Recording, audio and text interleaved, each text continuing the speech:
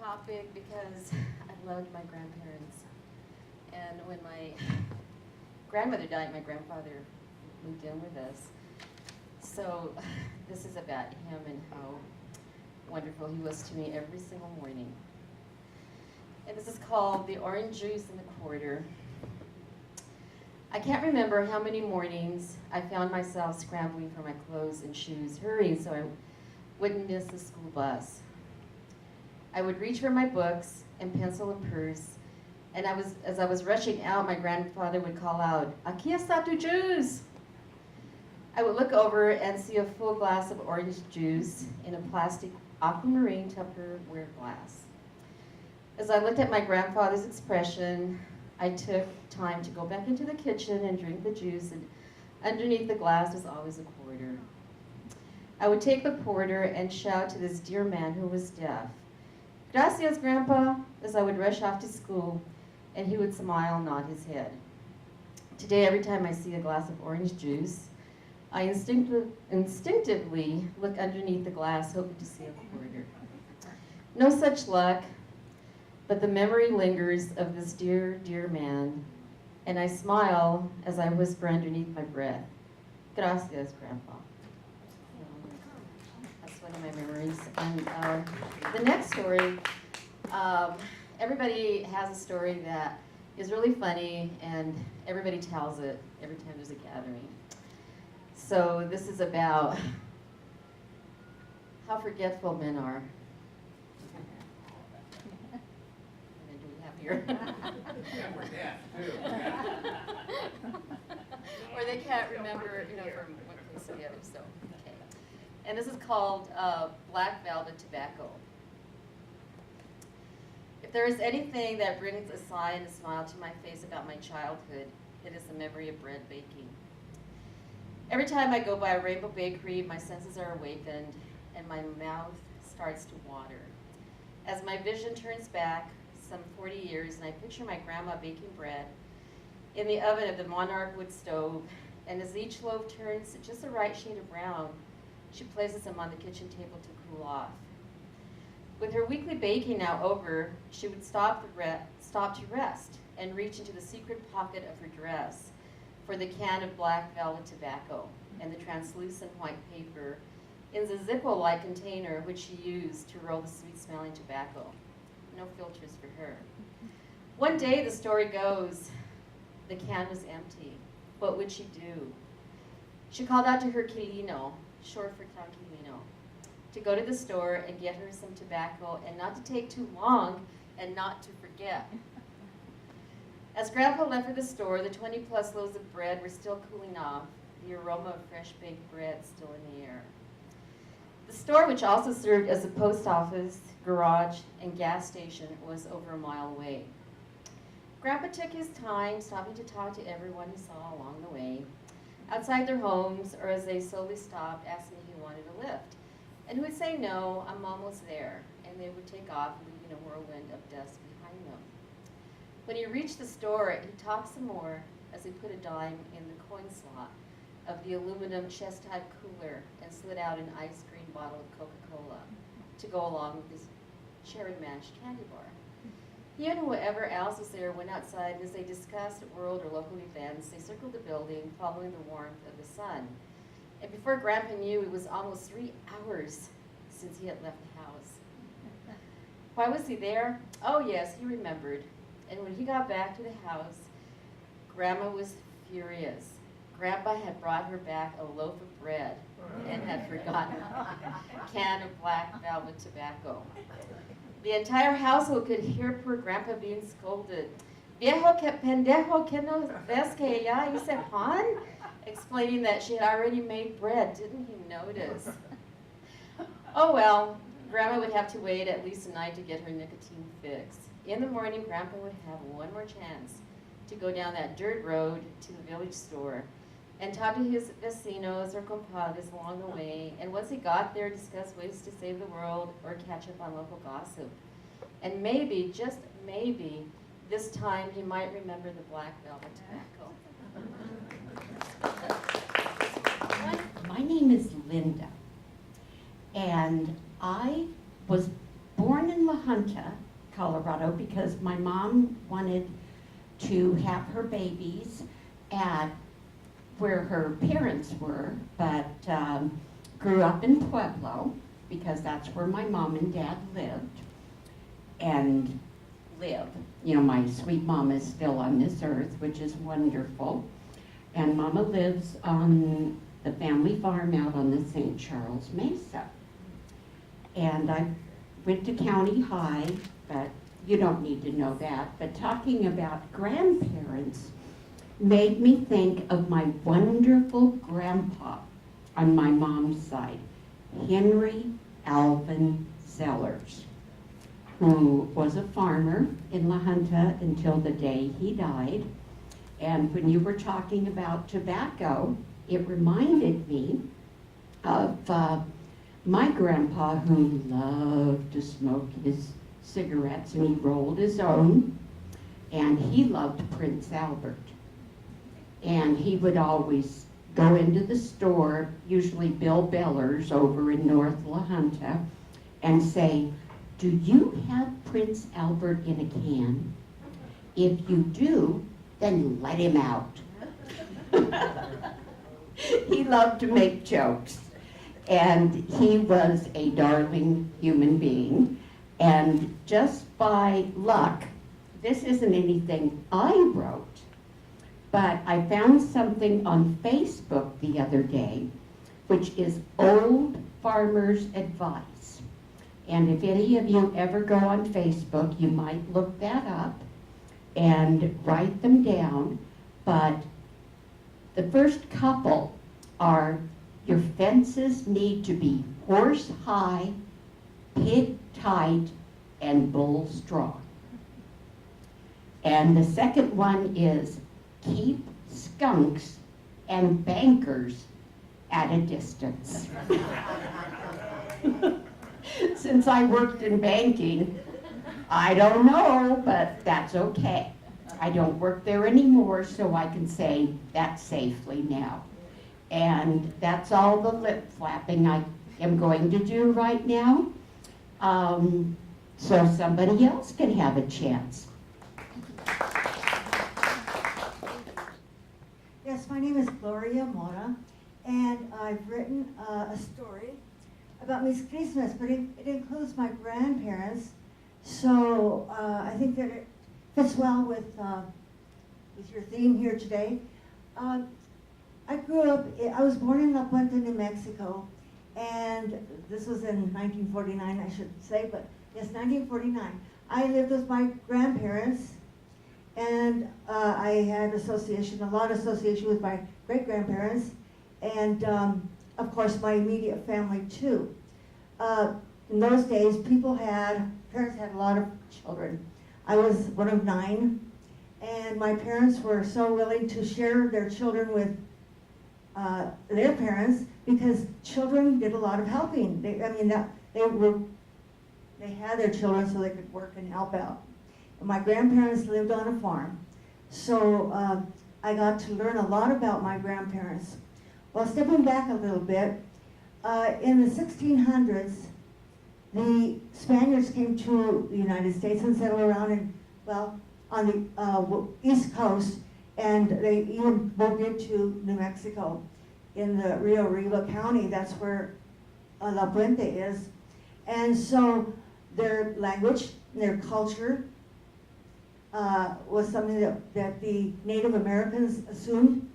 And consequently, because we were living in small placitas, little towns, the culture and the language didn't change a lot. So, in fact, it almost didn't change at all. And so I grew up in a sort of a time capsule, living with my grandparents, speaking that language and living that culture. And I just expected that was how everybody lived. But because we had no influence from the outside, like television, newspapers, or even visitors, our language, nothing changed. Everything stayed the same. We still continue to have no plumbing, no electricity, no gas. In the little town that I lived, we had no businesses of any sort. So it was just farming and just one street long. But it was beautiful. I mean, a lot of people think, gee, how could, in fact, someone just wrote to me yesterday saying, how could anybody write a story about a little town that is maybe 2 or 3 blocks long? But we had so much going on in that town, and because of my grandparents and how my ancestors and maybe some of yours, they held on to their customs and traditions for centuries. So I was living like in a time capsule, like I said, holding on to all of these ideas, and it was beautiful. So I lived there until I was a junior in high school, and then I came to Pueblo, and life was so much different here. Of course, you know, I couldn't hear any sheep or cows or horses, but lots of people, lots of cars. In New Mexico, maybe 1 to 3 cars would pass our street per day. Okay, and like I said, my grandparents kept the traditions, and we learned a lot about our grandparents, a lot about their life, and it became our life.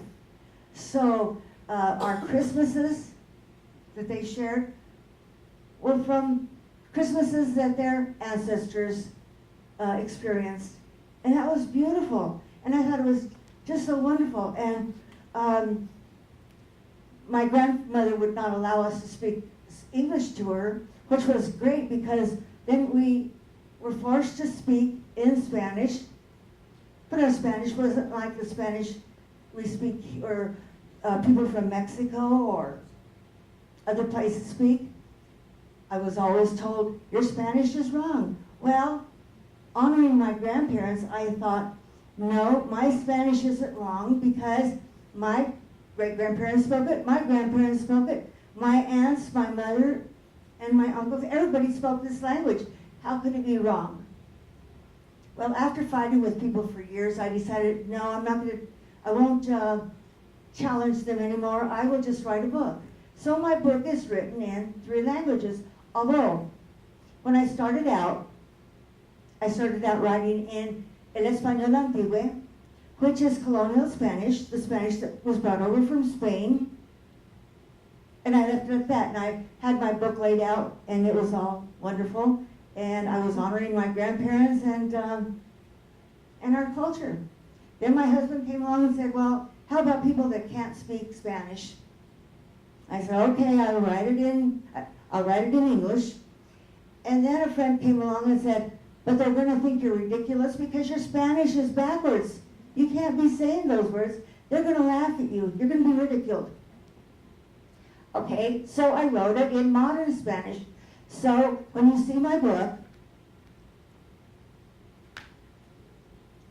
you're going to find that it is written in El Español Antiguo on this side, modern English, English on this side, right in the center, and then off to the right will be modern Spanish. So they know that I actually do know how to speak modern Spanish. But my language is El Español Antiguo, colonial Spanish, and I'm very proud of it. And I believe everyone should develop their own their cultural identity. It means a lot. If you know your culture, respect your culture, and respect your ancestors, and if you do, then you will be able to respect other people's cultures, and I think we would have a better community all around the world, I think, because we are important. And one thing about this language and culture is that we've been here for centuries. Very few people know our culture, and it's time that my people start assuming a rightful role in this history of America. And I will leave it at that.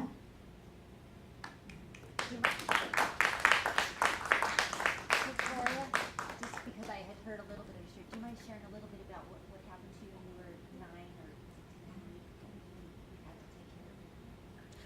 yes. When I, did I tell you about that? Yeah. Okay.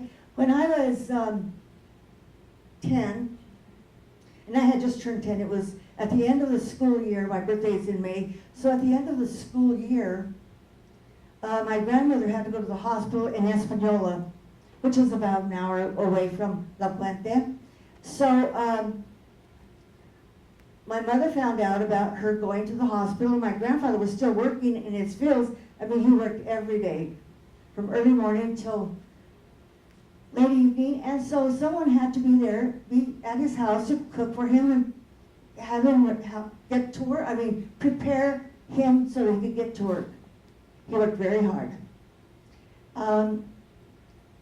So my mother decided to send me at 10 years old, and I just turned 10, to go take care of my grandfather, to cook and clean and do all the things I had that my grandmother would have done. And I guess I didn't think anything of it. My dad took me, and he took my younger sister so I would not be alone, but that was more work than I needed to have. So he took me to New Mexico, dropped me off at my grandmother's house, turned around and came back to Pueblo. So there I was. I had to learn quickly how to cook. So I remember I had to chop wood, bring wood in the house, start the fire in the stove, and start learning how to cook because I didn't know how to cook. At 10 years old, very few people know how to cook a full meal and cook meals for all day long, for the morning, noon, and evening. And I remember burning beans twice. I got it the third time, and this was in a pressure cooker on the wood-burning stove. Then I'd have to, of course, prepare the rest of the meal. And I couldn't figure out how chili was made. And I went out to my grandmother's garden, and she did have ajo, garlic. She had some chili, but I just didn't know how she was making it red. So anyway, it was a lot of experimenting, but I learned how to cook. And then, of course, then after my grandfather ate, I had to wash dishes. That meant I had to bring water from the well. I could have fallen down the well. I could have chopped my hand off with the axe. But I brought water in the house, and I had to heat this water so I could wash dishes. And my grandmother made lye soap. That was what she used throughout for everything, lye soap.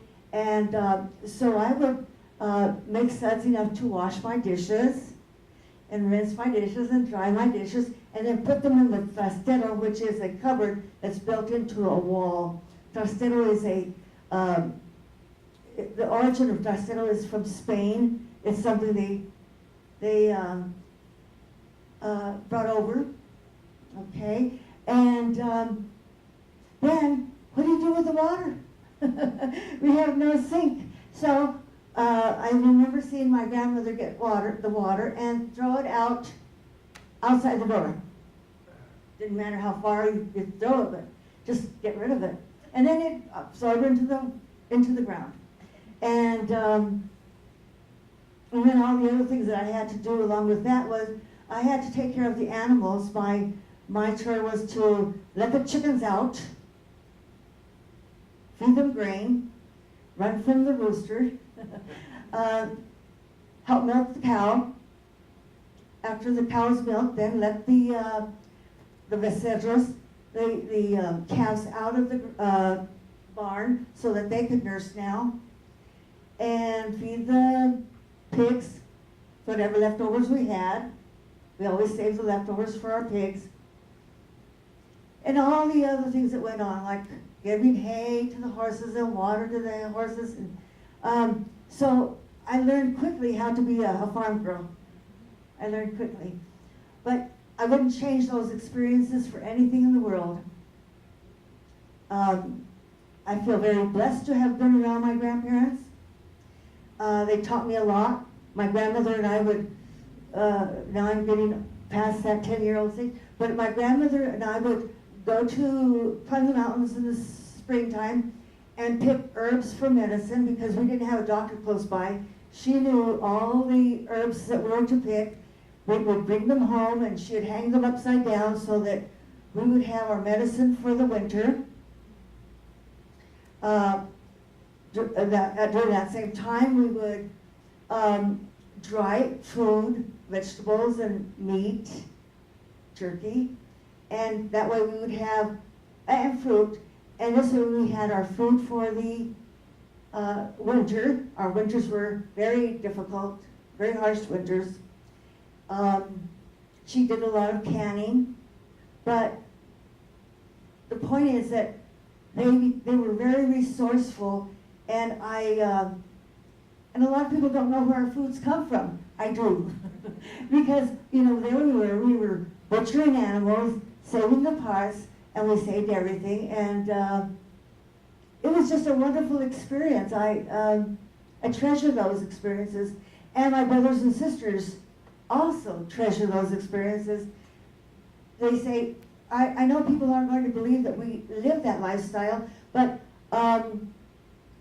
see, it wasn't with my parents that I learned this information. It was with my grandparents and my great-grandparents. So that's why I say I felt like I lived in a time capsule. And I came out, and now I'm telling you what took place back then. Any other questions? Yes? I know you have your book, but are you actually teaching your family the customs? Oh, yes, I am. And when my children were little, they're grown adults now, but when they were little, I would tell them the stories. In fact, we still dry meat at home, and the kids love it, and they love it. And we still do a lot of things that we did back then.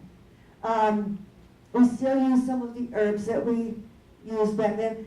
For instance, manzanilla is chamomile, and when my children were babies, I would give them chamomile when they would have upset stomachs. So, and I would tell them where this came from. And so my children are aware of a lot of things, but it's different when you experience it. And it's different when you're living in a situation where you are immersed in a language and a culture, because you're living it all day long. And we got to live it from the time we were born till now. So, yes, my children do know some. Not enough, but you know what? I told the stories, and I thought I could tell the stories and they'll forget, but if I write them down, they'll have somewhere to go get this information. Mm-hmm. Any more questions? Okay, and all of you have stories to tell. All of you have stories to tell. So if you don't write them down, they never existed. But if you write them down, your children will know where their ancestors came from and how they came to be who they are. Thank you. My name is Chris. My last name is Jeter, Jeter, and alas, I am not related to Derek. Boy, what happened and all that. So we're going to go back to 1914, and at that point, where my maternal family came from, on the Bodensee. The Bodensee is like Pueblo, near the mountains, the Alps, and yet the banana climate, where it's always lovely and nice and wonderful weather we have. The Bodensee is between Austria, Germany, and Switzerland. And when we go back to the records, they wrote down every one of those three countries where Wilma, my grandmother, was from. 1914, the German mark had 100 pennies. It's pronounced different in German. I'm going to go with pennies. 13 pennies would buy a 1 pound loaf of bread. 10 years later, 30,000 Marx. Am I correct? Tom is the economist. I know. Something like that. A hell of a lot of pennies. But it was Marx. It wasn't the 13 pennies. It was Marx would buy a loaf of bread. So I'm getting to now my immigrant grandmother. Why she came over. Number one is because of economics. Let's face it. Number two, though, is because she was the eldest of 3 daughters. The younger ones kept getting marry me, marry me, marry me, proposals. But the eldest one, Wilma, did not.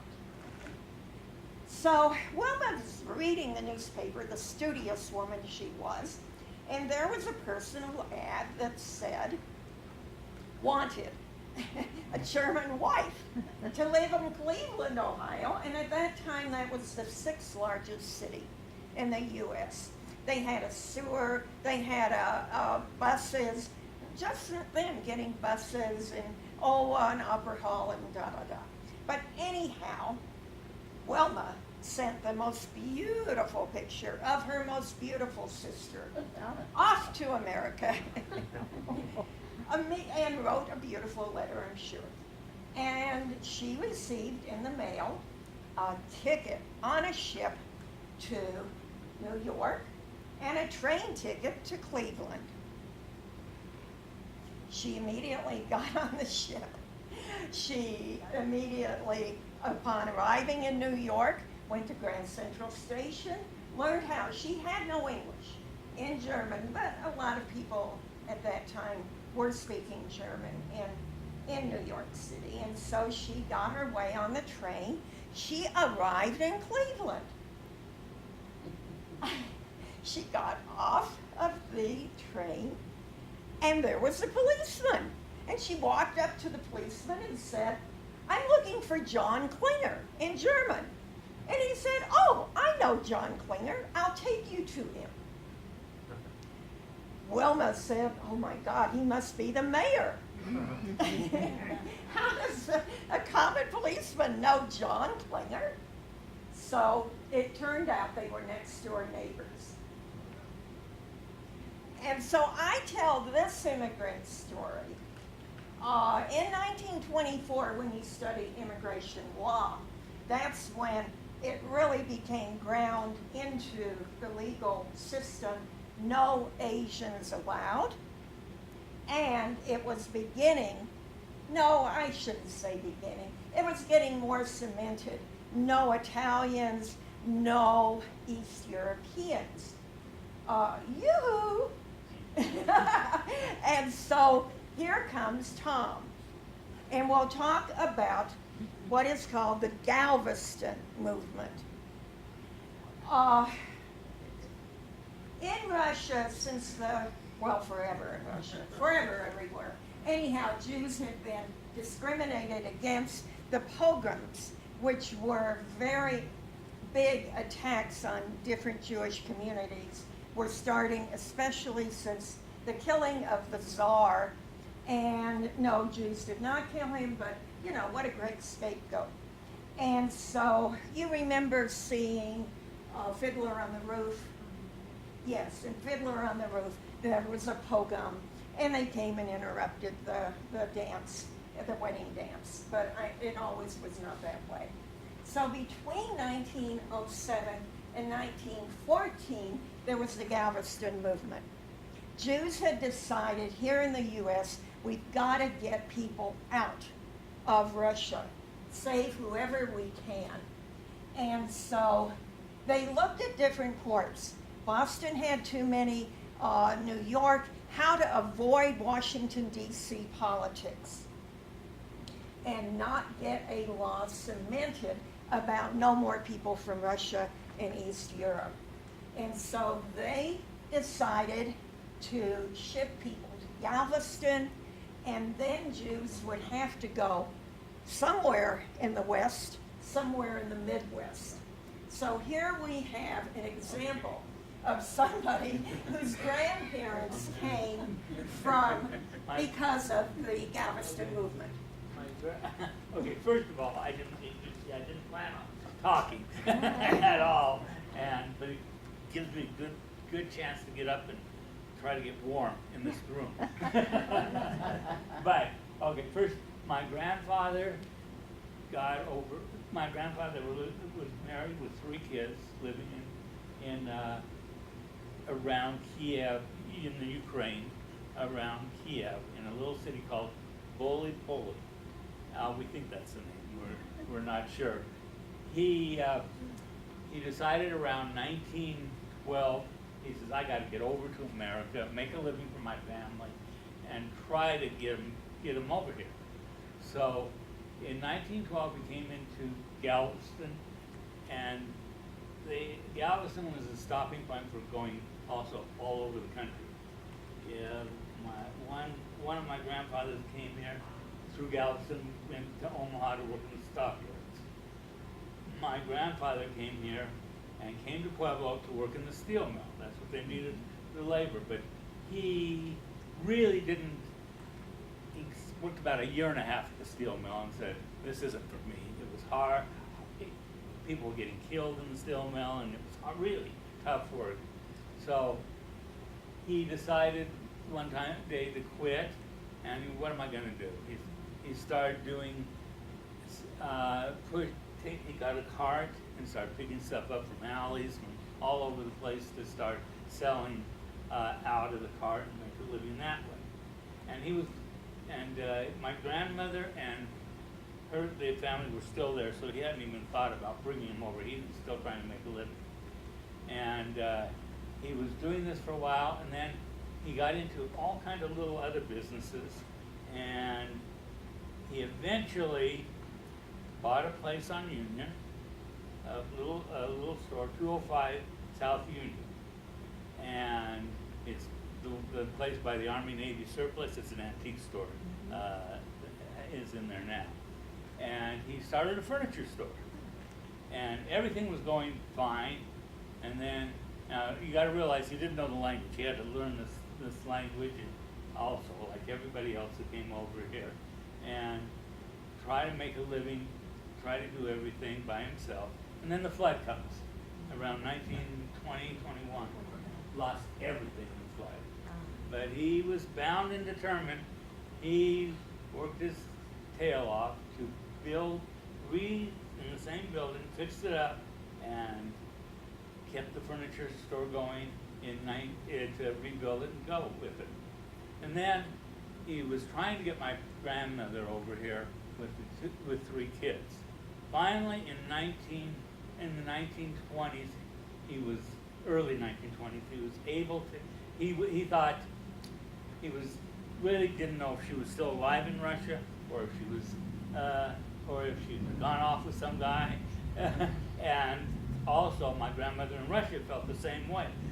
But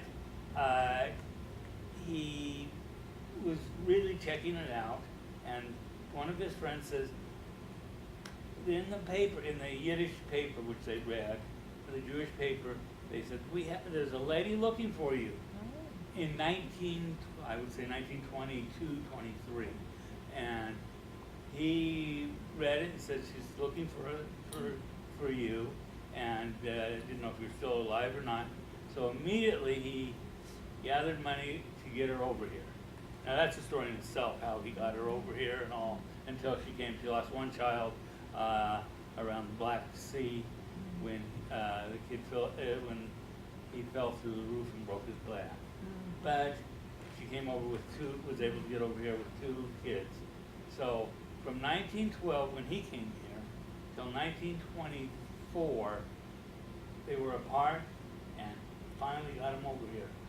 It's amazing, that long a period, and they were both still faithful to each other, loved each other. And so from then on, and then a year later, my father was born. But anyway, he got him over here, and what he endured actually without her and after she got here, it was a tough situation. I don't think I could ever do any of that, what he went through to try to make a life for himself here, and he did a pretty good job. So that's partially, and then I never knew him. He died in '36, which is a shame. And the only grandparent I ever knew was my grandmother. She lived until 81. Thank goodness. I knew some and could hear some stories from her. But otherwise, it's a shame I knew neither one of any of my grandparents except my grandmother on my father's side who lived here.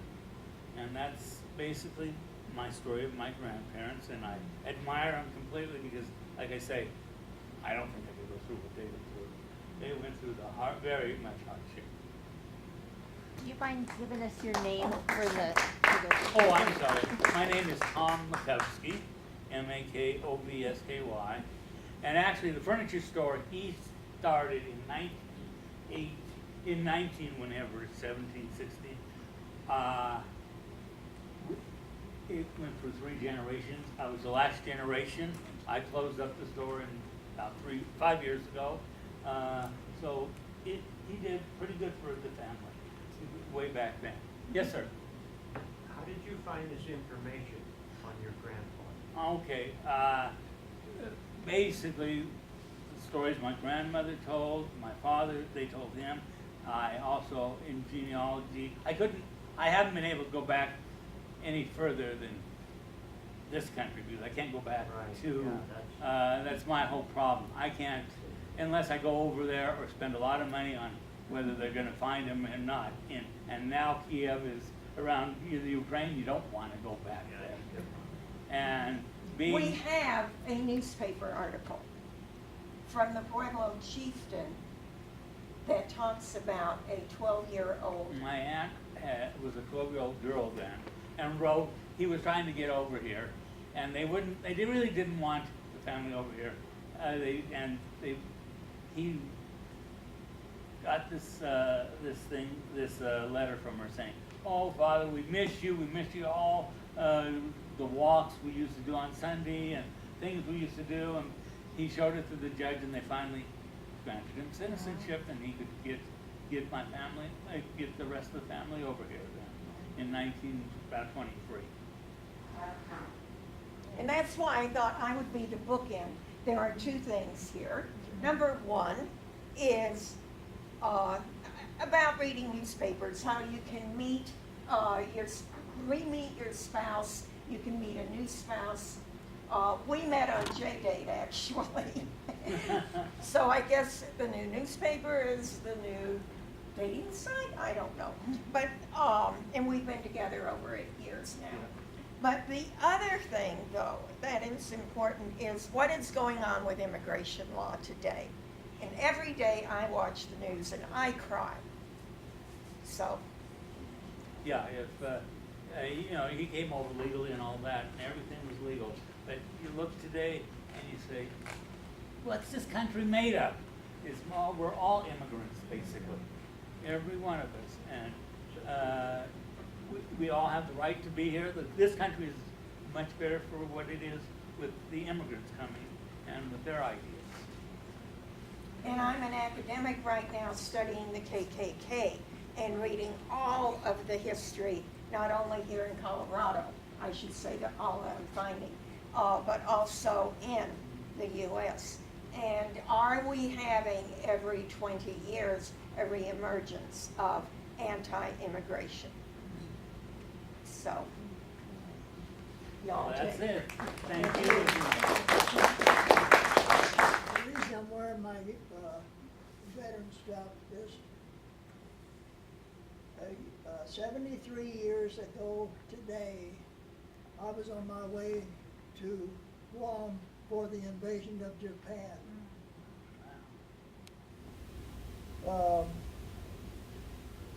Thank goodness that didn't happen. I went to Guam, but that's where I stayed. So, and tomorrow is VJ Day, so that's why all this. But anyway, getting to Grandma and Grandpa. My grandparents was he was English Scotch, and he was about 6'3" tall. My grandmother, he married her as a Comanche lady in Tennessee. Now, I want to pass these around so you can look and see what I'm talking about. Ken, I think you do need the mic first. Can everybody hear me? We need it. No, that's okay. Yeah. Okay, Okay, that's fine. Oh, okay. Or if you I'm want to not sit. used to a mic. It helps. Okay. Okay. Yeah, that helps. Okay, now I can sit, now I can talk.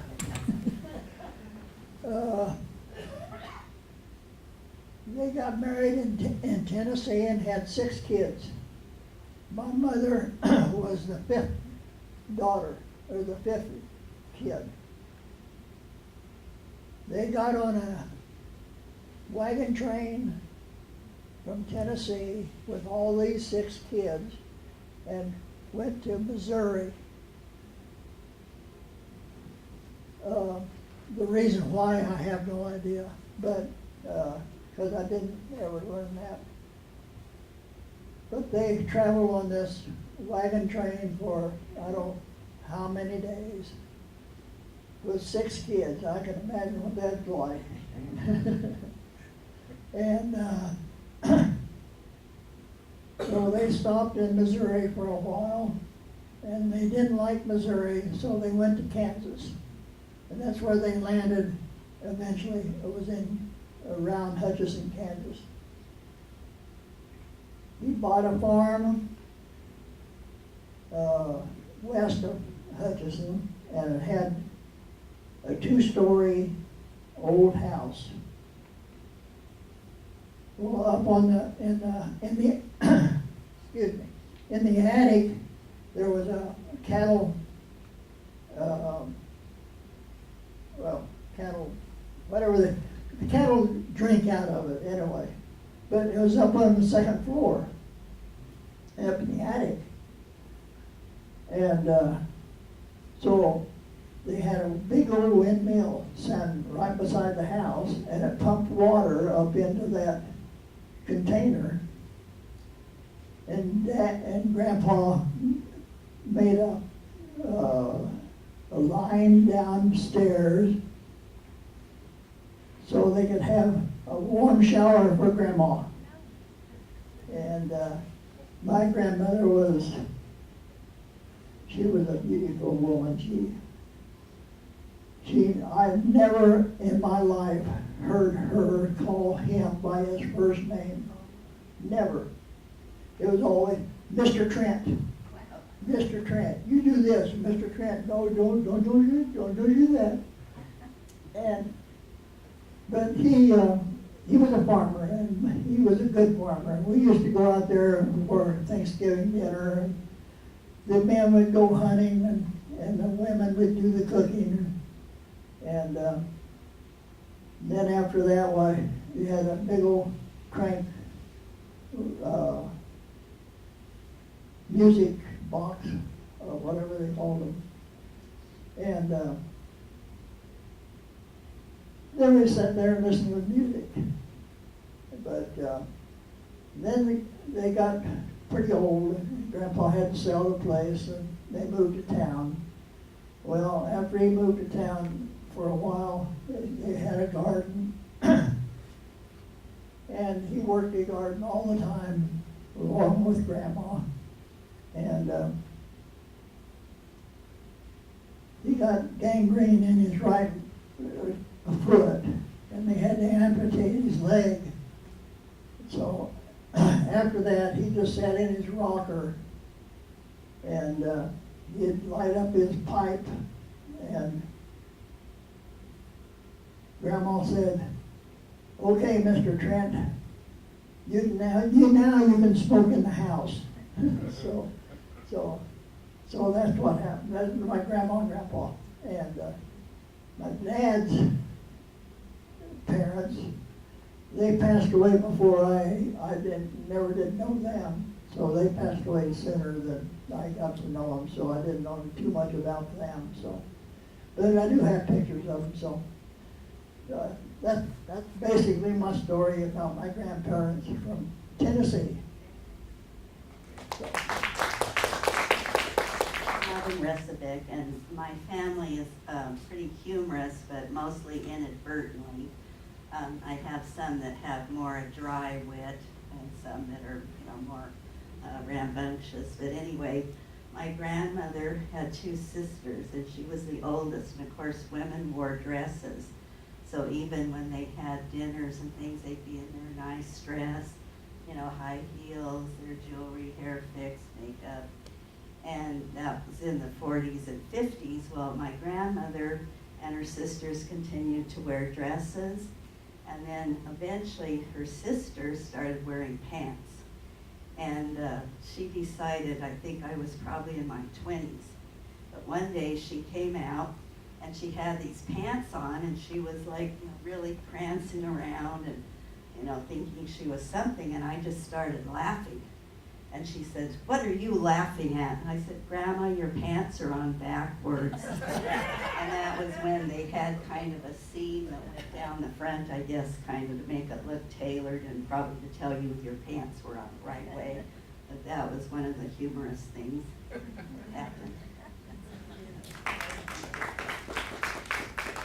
Just so you know, I was I used to be a funeral director here in town. I did that for many years, made a pretty good career out of it. And when you're a funeral director, when people are, well, even family members, you're the first one they call, So I was privileged enough to be able to give my grandmother her last wishes. So after it was all done, I wrote this story because I just needed to get it off my chest. And everybody loved it, and since then, I showed Gloria. So I'll just go ahead. It's called, it was my first remembrance of her when she lived on St. Louis Street. This was here in Pueblo over in the blocks, by the way. So she lived on St. Louis Street. I was a child, and she was watching me in a large, clean room of her house. I have memories of 3 scents: the clean smell of pine sol that permeated the house, the red and white peppermint candies that she kept in a dish on the coffee table ready for the taking, and blended with this was the scent of her perfume. Strangely, smells and tastes remind me of certain people and things. I'm not sure how old my grandmother Rosemary was, but my first memories of her, I have never done the math, but I do know that she was taller and her voice was stronger before our relationship blossomed. I didn't visit Rose often as a teenager. My mother, Diane, had a close relationship with Rose, so I would go to visit Rose with my mom. Their conversations never had much to do with me. After all, I was a teenager, and I didn't have time for nonsense. My mom raised us to be proud of our family. She was a divorced mother of 4, and she only relied on our family. Rose and my mom's siblings helped us on many occasions. My mother was struggling with her divorce issues, so my mother made sure we were close. We were a dysfunctional family, but we were close. When I got older and I was able to drive, my mom would tell us, "You better go visit Rose." I couldn't figure out why anyone would want to go visit her. All she wanted to do was talk about God and how important it was to pray, and most of all, show us a huge postcard collection. The best part was we would get a piece of apple pie. But as a teenager, I found this pastime to be kind of boring, and I had other things to do. Sadly to say, Rose eventually got osteoporosis caused by a hysterectomy surgery she went through years earlier. Her strength, her faith, and her independence decreased while her stubbornness increased after she moved into my mother's home. It must have been very difficult for her, but at the time I only thought of how dealing with her, it was going to be a battle for my family. We never wanted her to live in a nursing home or assisted living, so my caring mom hired a contractor to make accommodations for Rose. He built a bedroom attaching it to a house with a bathroom, everything she needed. For 8 years, Rose lived with my mom, and turned out to be the best years that any of us could ever have asked for. I was blessed to know this woman that I had avoided for so many years. I even got to learn how to make that apple pie, and now it's a crowd pleaser of any family gatherings. Our children, Rose's grandchildren, were blessed to bake, and her great-grandchildren were blessed to bake tortillas with her and other baking goods. She wasn't boring at all. To our surprise, she had an awesome sense of humor. She had patience and a smile that would light up a room. Eventually, Rose's osteoporosis condition got the best of her. Her body gave out before her mind. She would lie in bed watching baseball and working on her daily crossword puzzles that she called brain food. We got to know this wonderful woman so well. We recognized when she was getting tired of her pain. Sometimes she would cough and she literally would crack her vertebrae. Some mornings she would open her eyes and tell us that it was unfair so that she lived with someone to live with this kind of pain. But then the next day she would be up baking cookies. We knew when she was having a good day because our house would smell so delightful of baked goods. However, as time went on, those smells would fill the house less and less often. After her last stay in the hospital, her doctors told us it was probably time to get hospice involved. So we took Rose home and just couldn't believe that this was happening. Rose would eventually quit getting out of bed altogether. We visited her almost daily in a homemade hospital room, her bedroom that was attached to our house. Rose slept more often and worked on her crosswords less often. Sadness overtook our family knowing that we would soon lose our precious grandmother, Rose. Each of us would tell Rose we loved her and what she meant to us every night before leaving, just so she would know. Never did Rose lose her faith. My older brother would ask her time and time again, "Rose, do you love God?" And very slowly she would nod her head yes. Then he would ask her, "Rose, does God love you?" And again she would nod her head yes. Finally he'd ask, "Rose, are you ready to receive your prize?" And she said yes. Rose received her prize on the morning of April 7, 2011, an early spring morning, surrounded by some of her close relatives. Rose received that prize. She died respectfully, faithfully, and knowing that she was truly loved by so many people. Now, I've been a professional funeral director for 10 years at this time. I have seen many deceased people over my days, but this one was one of the toughest sights I'd ever seen. When I walked into the room, it didn't look like Rose. Over the years, I had heard that she had a partial, but I had never seen her without it. Well, she did, and this was my first time to realize that. Where are her teeth? I asked my mom. We were told she couldn't breathe through the night, so she had to take her teeth out. As a professional, I had always treated the deceased with integrity. Therefore, I didn't want anyone to see Rose like this. Handling her care, I prepared Rose to be comfortable and took her best, and to look her best, as I respectfully done for many other deceased in my care. Rose was cremated the very next day, just as she had asked me to do years before this became a reality. Her funeral service was large for an 88-year-old lady. It was impressive in funeral director standards.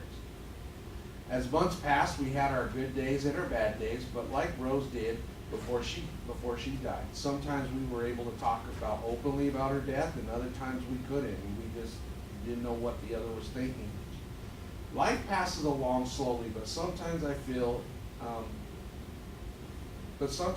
life is at a standstill. The people who were so comforting at Rose's funeral services quit calling. Those who would visit Rose and my mom stopped visiting altogether. Their lives had gone back to normal, but the void in our house remained.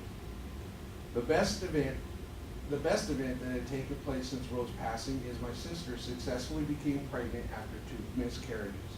I imagined Rose smiling to learn of her new family member. As spring approached, we realized that the 7th of April was approaching. Not one of us would talk about Rose's 1-year anniversary of her passing was coming. Just mentioning Rose would bring tears to my mother's eyes and sadness in her voice, and we were not looking forward to that day. On April 6, 2012, 364 days after she had passed, my sister went into labor. Her labor was tough and slow, and as the evening progressed, so did the intensity of her pain. At 1:48 a.m. on April 7, 2012, a new little lady was born. Her name is Rosemary, too. God comforted us by giving us what we needed. Our entire immediate family, directly involved in Rose's life and death, was consoled by the grace of God. He took our saddest day and made it a joyful one forever. Thank you for allowing me to share that. Thank you, Gloria, for the editing that you did for me.